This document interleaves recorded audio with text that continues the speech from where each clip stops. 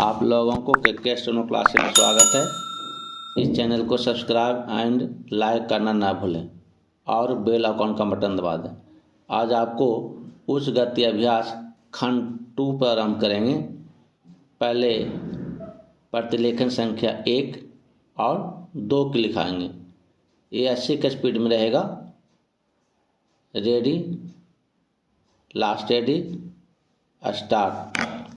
महोदय, पर्यावरण से तात्पर्य किसी एक व्यक्ति के परिवेश से नहीं वरन व्यक्ति के, समाज के, राष्ट्र के और इस सारी पृथ्वी के ही परिवेश से है, जिसका प्रभाव व्यक्ति, समाज, राष्ट्र और सारे विश्व पर पड़ता है।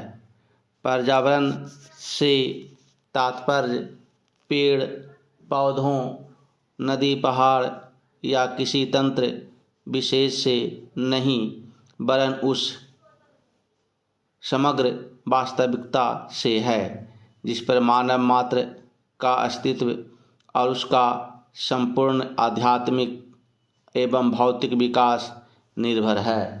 अस्तित्व केवल शारीरिक स्वास्थ्य ही नहीं, मानसिक भी स्वस्थ शरीर में स्वस्थ मन ही अच्छे स्वास्थ्य की परिभाषा है।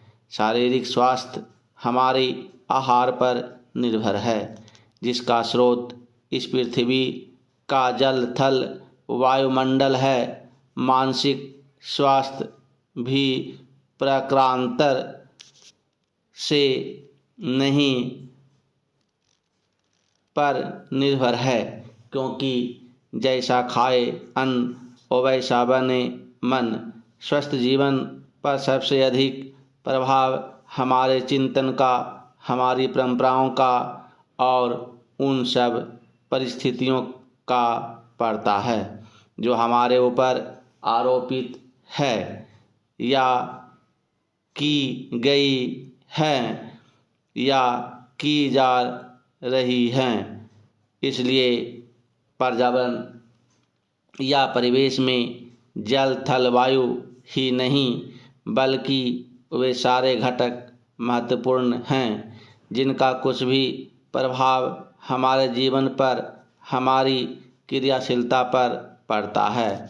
जैसे हमारे विचार, हमारे आचरण और हमारी परंपराएं एवं संस्कृति आदि।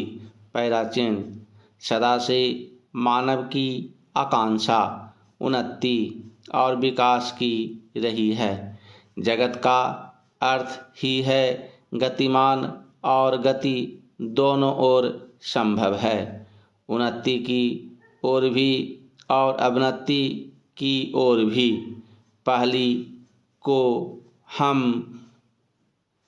प्रगति कहते हैं, दूसरी को अगति, विगति, अधोगति या दुर्गति कह सकते हैं।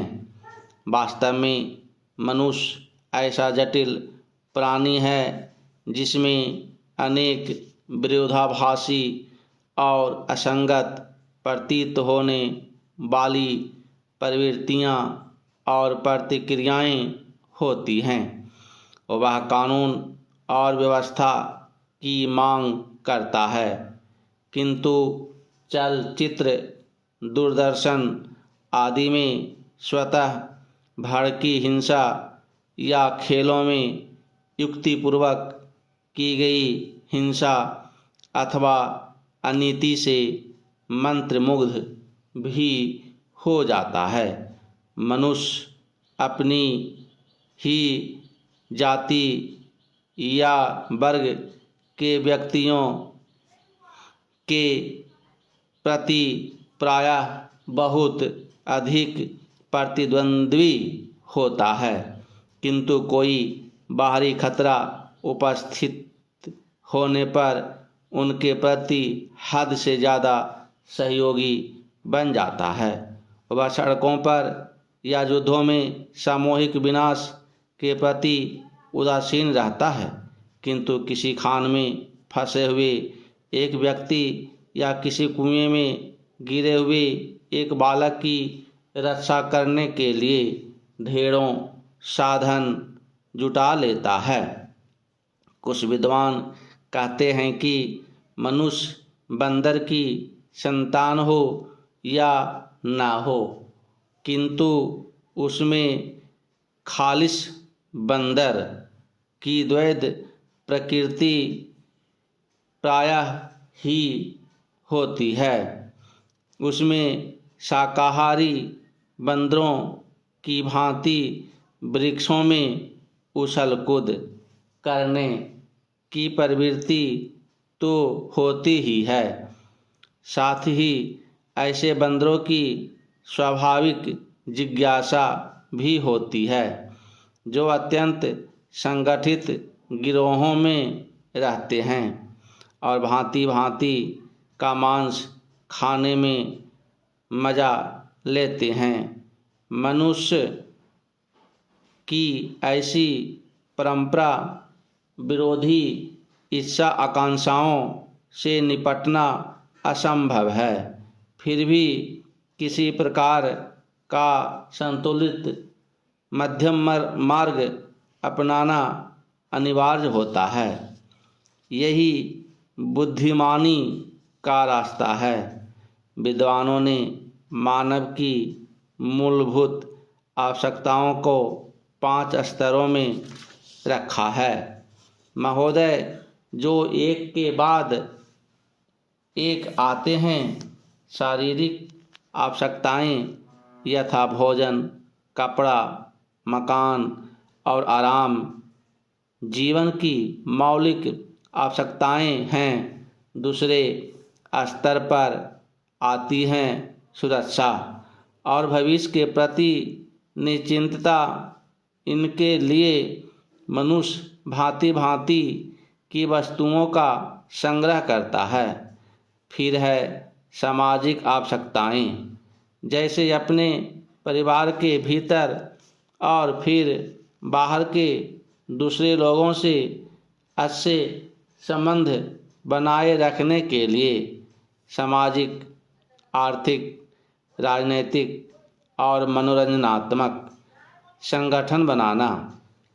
चौथे स्तर पर है अहम संबंधी आवश्यकताएं, जैसे आत्मसम्मान, आत्मविश्वास और आत्मतुष्टि आदि।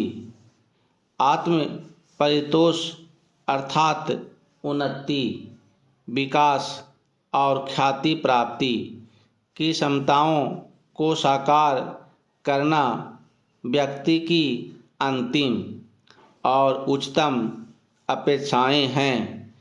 इन आवश्यकताओं की पूर्ति के लिए मनुष्य अपने आसपास उपलब्ध पर्यावरण का दोहन करता है। जल, थल, वायु ही नहीं, पेड़ पौधों, पशु पक्षी, जीव जंतुओं तक का उपयोग करता है। सभी शक्तियों का, यहाँ तक कि सबल व्यक्ति अपने से निर्बल व्यक्तियों तक का दोहन करता है, जो शोषण की सीमा तक पहुँच जाता है। इसके लिए भांति भांति की तकनीकें खोजी और अपनाई जाती है।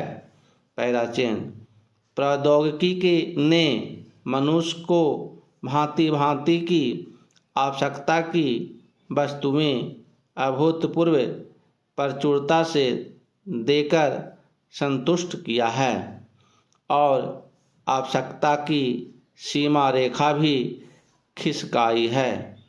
विलासिता और सजावट की ऐसी सामग्री भी दी है, जो अब बहुत कुछ आवश्यकताओं में गिनी जाने लगी है। स्वचाल वाहन, दूरदर्शन, धुलाई मशीन, सफाई मशीन, सिलाई मशीन, स्टोव, चूल्हे, मिक्सी, फ्रिज आदि आदि अब बहुत से लोगों के लिए अनिवार्य आवश्यकता की कोटि में आ गई है। तकनीकी और औद्योगिकी से यह सब संभव हुआ है, किंतु एक ऐसा अल्प वर्ग भी है जिसके लिए विलासिता आवश्यकता की कोटि में आ चुकी है। विज्ञान की जन समुदाय के लिए तो मौलिक न्यूनतम आवश्यकताएं भी विलासिता ही बनी हुई है। औद्योगिकीकरण के सहारे मनुष्य ने जितना भी विकास किया है उसे वह उन्नति कहकर संतोष करने लगा है और अपनी द्वैध प्रकृति के कारण यह ध्यान नहीं देता कि इस विकास से वर्ग भेद पनपा है। अमीरी गरीबी के बीच की खाई चौड़ी हुई है। जो व्यक्ति मानव की समानता, समाजवाद या साम्यवाद के गीत गाता है, वही अपनी द्वैध प्रकृति के कारण अपने पर्यावरण यहाँ तक कि मानव के भी शोषण के नए नए तरीके खोजता है। यह शोषण बलात्कार की सीमा तक पहुँच गया है। मनुष्य ने अपनी बुद्धि का प्रयोग किया, फलस्वरूप भांति भांति का औद्योगिकरण हुआ और जल थल वायु सब प्रदूषण के शिकार हो गए। जितना ही अधिक विकास हुआ उतना ही अधिक विनाश हुआ। प्राकृतिक संपदा का भीषण ह्रास हुआ। व्यापक वन विनाश से भूमि बंजर और मरुस्थल बन गई। एक बड़ा हवाई जहाज़ एक दिन में जितनी ऑक्सीजन खर्च करता है उतनी ऑक्सीजन 17,000 हेक्टेयर वन में तैयार होती है, और वह बचे ही कितने हैं। इस उद्योग प्रधान सभ्यता का केंद्र पूंजी है और धर्म स्वार्थ है। मनुष्य का शोषण कर रहा है। देश देश का